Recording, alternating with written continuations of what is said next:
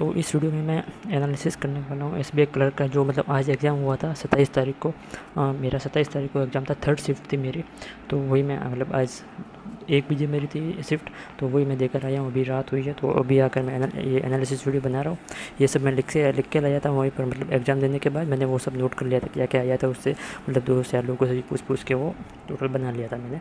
तो अभी मैंने लिखा है ये सब, तो मैं मतलब पूरा वीडियो देखना, मैं टोटल पूरा एनालिसिस करूँगा कि भाई कैसा पेपर था और मतलब कितने मार्क्स ठीक है इस टेबल के हिसाब से, ज़्यादा ईजी तो नहीं था। तो वही है। तो सबसे पहले मैं स्टार्ट करता हूँ मतलब इंग्लिश से। तो इंग्लिश में मैं पहले बता दूँ कि जो एक आरसी आया था, लगभग 9 से 10 नंबर का आरसी आया था। मतलब या तो स्पीकर पे था या हेडफोन था, मतलब मुझे कंफर्म याद नहीं, स्टीरियो हेडफोन, या तो स्टीरियो हेडफोन था या फिर स्टीरियो स्पीकर था, इन दोनों में से कोई एक था। तो लगभग 9 से 10 क्वेश्चन आए थे। इसके जो क्वेश्चन है बेसिकली, मतलब ऐसा नहीं कि सिर्फ मतलब सब डायरेक्ट क्वेश्चन थे, मतलब थोड़े अच्छे क्वेश्चन थे।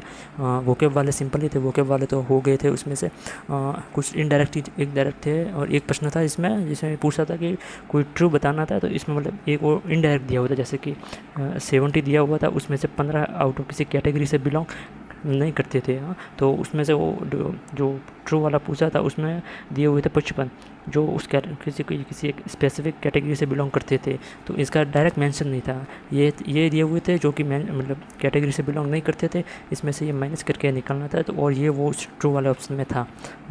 पता नहीं किसी को क्लिक हुआ होगा नहीं, मुझे वो हुआ था। तो 70 में से 15 माइनस करके ये 55 वाला ये मैंने वहाँ पर लगा दिया था। मतलब ठीक आरसी था बिल्कुल ही, मतलब सिंपल तो नहीं था। तो मतलब ठीक ठाक था। लगभग 9 से 10 क्वेश्चन आए थे। सेकंड क्लोज टेस्ट आया था। क्लोज टेस्ट वो आया था, मतलब एक स्नैक बाइट पर उससे रिलेटेड कुछ इन्फॉर्मेशन दी हुई थी। मतलब ऐसे मतलब स्पेस नहीं दिया था, ए बी लिखा हुआ था कि आपको ए बी से वर्ड को उसमें फिल करना है कि कौन सा उसमें सेट बैठेगा। लगभग 5 से 6 क्वेश्चन थे मेरे ख्याल से। तो 6 क्वेश्चन थे, बट मुझे कंफर्म नहीं पता, 5 से 6 क्वेश्चन थे उसमें से। ठीक है, मतलब सिंपल नहीं था, ये भी सिंपल था। एरर डिटेक्शन इसके लगभग 5 क्वेश्चन थे। एरर सिंपल थी इतनी, मतलब कोई जैसा मतलब मॉक में आती है मतलब वैसी नहीं थी, सिंपल ही मतलब एरर थी। और सेंटेंस रीअरेंजमेंट, मतलब इसमें एक ही सेंटेंस था, थोड़ा मुझे टफ लगा। बाकी 3 तो मतलब इजी थे, एक इसमें थोड़ा सा टफ था। वो उसके ऑप्शन में सबसे ऊपर ही वो दिया हुआ था कि नो अरेंजमेंट दिया हुआ था, वो वाला ऑप्शन था। तो वो वाला थोड़ा टफ था। वैसे मैंने किया है, वो होशियार ही थे उसमें। और जो वर्ड स्वैप है ये इजी थे, लगभग 3 वर्ड स्वैप आए थे। इसका तो मुझे पता ही है, 3 ही आए थे इसके। और फ्रेज रिप्लेसमेंट आई थी, ये मुझे फिक्स नहीं पता, लेकिन 2 या 3 फ्रेज रिप्लेसमेंट आई थी। तो मतलब वो सिंपल ही थी, तो करने लायक थी। तो मतलब ओवरऑल मैं देखूँ इंग्लिश का, तो इंग्लिश का मतलब काफ़ी मतलब ईजी था बिल्कुल। इसमें 2-3 प्रश्न ऐसे हैं हर किसी में जो थोड़े फंसाने वाले थे। इसमें एक आध प्रश्न ऐसा था जो थोड़ा फंसाने वाले थे। तो ऐसा नहीं कि 30 आप तो 30 हर कोई कर लेगा, मतलब ठीक है। मैंने इसमें अपने 24 अटैम्प्ट किए।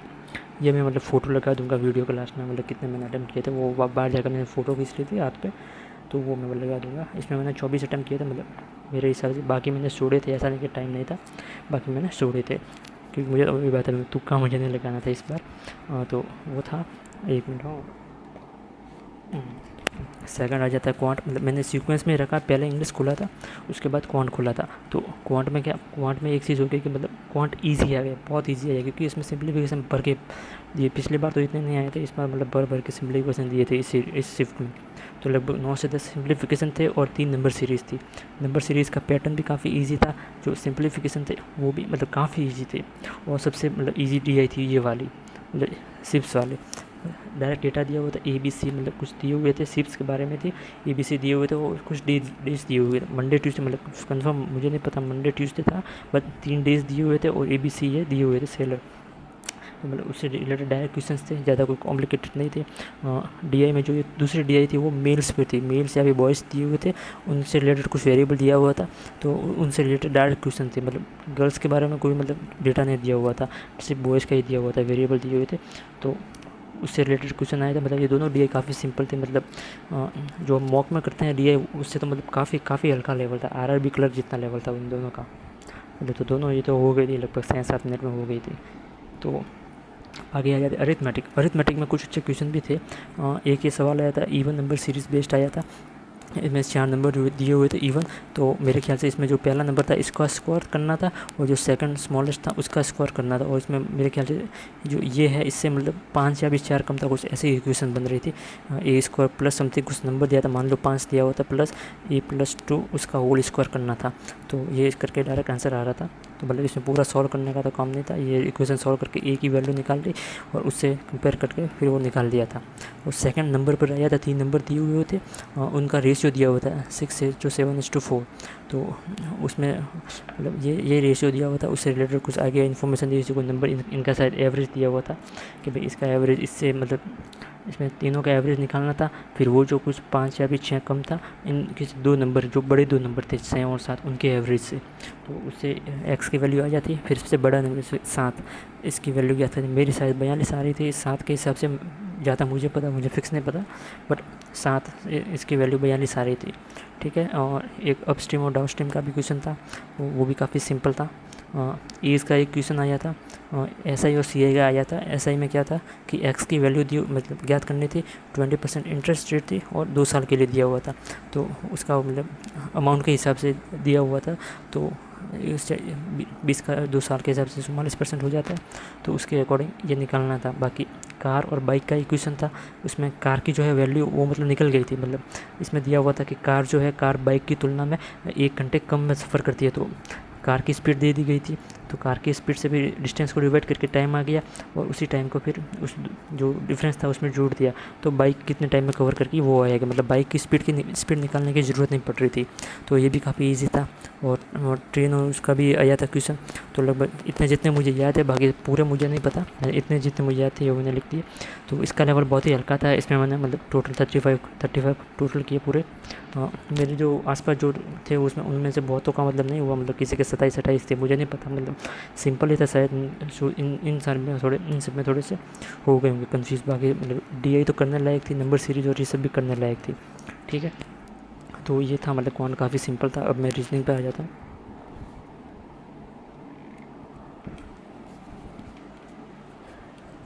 ठीक है, तो रीजनिंग में पहला था कि भाई, पहले मैं मतलब पजल और सिटिंग अरेंजमेंट की बात कर लेता हूँ। तो सिटिंग अरेंजमेंट में क्या था कि पैरेलल रो दी हुई थी। पैरेलल रो में क्या दिया था, नीचे की साइड दिया हुआ था ABCDE दिया हुआ था, और ऊपर की साइड UVWXY दिया हुआ था। तो लोग 10% बैठे हुए थे, तो ये बनाना था। तो ये सिंपल ही था। एक सर्कल बेस थी, उसमें क्या था 7% बैठे हुए थे, तो उनका था सब इनसाइड फेस कर रहे थे, तो ये भी सिंपल थी, ये भी हो गई थी। फिर पजल में अनसर्टेन रो वाली आई थी, मेरा इसमें 15 आ रहा था। मतलब मैंने इससे क्या था, मतलब एक कंडीशन थी पजल में कि 16 से मतलब ज़्यादा नहीं हो सकती, 16 के इक्वल या कम हो सकते हैं। मेरा 15 आ रहा था, आप बता देना कमेंट में कितना आ रहा था इसका। मेरा 15 आ रहा था। पजल थी 8 फ्लोर वाली पजल थी, ये काफ़ी सिंपल थी, ये भी हो गई थी और ये भी हो गई थी। मतलब अनसर्टेन थी, ये भी इतनी मुश्किल नहीं थी, हो गई थी ये वाली। बाकी सिंपल है। इनइक्वालिटी, सिलोजिज्म और डायरेक्शन डिस्टेंस, ये क्वेश्चन थे। डायरेक्शन डिस्टेंस का मतलब थोड़ा ठीक ही था, मतलब इतना भी मतलब ईजी नहीं था, ठीक ही था इसका। सिलोजिज्म ईजी से, इनइक्वालिटी वो भी ईजी थी। अल्फ़ा न्यूमेरिक सीरीज वो आई थी, मतलब ये भी ईजी थी। ब्लड रिलेशन आया नहीं था, तो मतलब अच्छी बात है, वो नहीं आया एक बार। और वर्ड ऑपरेशन आए थे। चिल्ड्रन दिया हुआ था, देख लेता हूँ, थोड़ा सा मिस हो गया। तो इनइक्वालिटी, सिलोजिज्म था और डायरेक्शन डिस्टेंस था।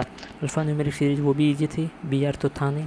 वर्ड मतलब ऑपरेशन आया था, चिल्ड्रन करके एक नाम था। तो इसमें क्या था कि D के जो लेफ्ट साइड में बैठे हैं उसमें जितने भी है उसमें +1 करना है, और D या उस जो भी रेस्ट बच जाते हैं इन सब का, तो उनको -1 करना है। इसमें जो भी मतलब एक से ज़्यादा बार आ रहा था उसको एलिमिनेट करना था, ऐसा ही कुछ था, बस ऐसा ही कुछ नहीं था, मुझे फिर पूरा याद नहीं। तो ये चिल्ड्रन ये वर्ड दिया हुआ था। ठीक है, तो वही था। बाकी ओवरऑल इसमें भी मेरा टाइम 35 ही है, तो इन दोनों सबका टोटल करेंगे तो 35 70 और ये कितने 24 और 94, मेरे टोटल 94 अटैम्प्ट थे आउट ऑफ 100। 6 क्वेश्चन मैंने जानबूझ के छोड़े थे, मैं मतलब तुक्का नहीं मारना चाहता था, मुझे हल्का पता था, बट मैंने वही बात है, मैंने मॉक में एक दो बार किया हुआ है, मतलब तुक्के से गलत हो जाता था, तो इसलिए ये मैंने 6 मतलब मेरा टाइम हो गया था, मतलब 3-4 मिनट पहले ही हो गया था मेरा, बट थोड़ा टाइम वेट किया। इन सबको मैंने किया नहीं। 94 में 24 प्रश्न किए इंग्लिश में मैंने, तो टोटल 94 अटैम्प्ट था। और लगभग इसके हिसाब से मतलब इतने, मतलब आई थिंक आपके अगर इस शिफ्ट में आप पेपर दे दो तो आई थिंक 85 या उससे ऊपर तो आपको रखना ही चाहिए। मतलब सिंपल था, काफ़ी सिंपल था।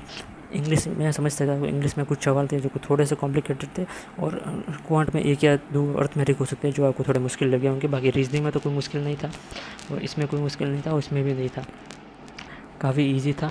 रीजनिंग में हो सकता है ये थोड़ा आपको लगा हो, ये चिल्ड्रन वाला कि भाई क्या दिया हुआ है, बट ये सिंपल था, कोई इतना बड़ा नहीं था। तो वही है, तो यही है एनालिसिस, काफ़ी मतलब ईजी शिफ्ट थी।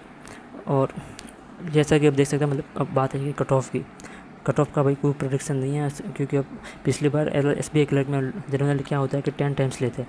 अब एग्जामिनर की मर्जी है, जो IBPS की मर्जी है, कितने टाइम्स ले रहे हैं, 15 टाइम्स ले रहे हैं तो, या फिर 12 टाइम्स ले रहे, तो उसके अकॉर्डिंग कट ऑफ फिर वेरी करेंगे। तो फिक्स तो बता ही नहीं सकते जब तक ये नहीं पता लेंगे कितने। और एग्ज़ाम का लेवल ही मतलब देख सकते हो, पहले जब 20 तारीख को जो एग्ज़ाम्स हुए थे उनके कंपैरिजन में जो 27 तारीख को हुए थे उसमें काफ़ी इजी क्वेश्चन थे, मतलब मेरी शिफ्ट की बात कर रहा हूँ। तो कट ऑफ मेनली तो कोई प्रेडिक्ट कर नहीं सकता। और आगे जो IBPS क्लर्क का जो एग्ज़ाम आ रहा है, मुझे लगता है उसमें भी लगभग ये रहेगा। हो सकता है उसमें कुछ शिफ्ट ऐसी हो जिसमें सिंप्लीफिकेशन ना आए, बिल्कुल ना आए, हो सकता है, क्योंकि पिछले बार SBI क्लर्क में हुआ था, ऐसी शिफ्ट आई थी इसमें सिंप्लीफिकेशन और क्वाड्रेटिक दोनों नहीं थी। तो हो सकता है आपकी शिफ्ट हार्ड आ जाए, तो उसके लिए भी तैयार रहिएगा। और अपना मेन फोकस अब IBPS क्लर्क पर रखिए, क्योंकि ये तो अब हो गया, अब लास्ट डेट थी। ठीक है, तो बस यही था एनालिसिस। आई होप आपको पसंद आया हो। और आपके कितने मार्क्स है, आपने कितने अटैम्प्ट किए, मतलब वो भी मुझे बता देना वीडियो के अंदर। ठीक है, कमेंट करके बता देना, मैं देखूँगा। ठीक है, तो बस ये था। वीडियो देखने के लिए धन्यवाद।